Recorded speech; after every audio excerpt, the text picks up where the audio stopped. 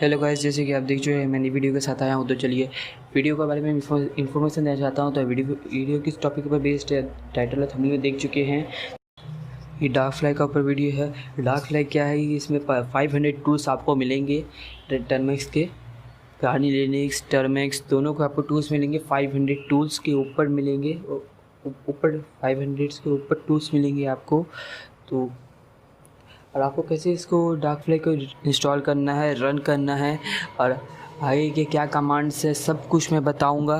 तो और आपको ये वीडियो अच्छा लगे तो मेरी वीडियो को लाइक कर दीजिएगा, मेरे चैनल को सब्सक्राइब कर दीजिएगा और उसके बगल में बेल आइकन को दबा दीजिएगा, जिससे कि मैं नेक्स्ट वीडियो अपलोड करूँ तो आपको उसका नोटिफिकेशन सबसे पहले मिले। कमेंट करके बताइए कि किस टॉपिक को अपलोड करूँ। तो चलिए वीडियो स्टार्ट किया जाए।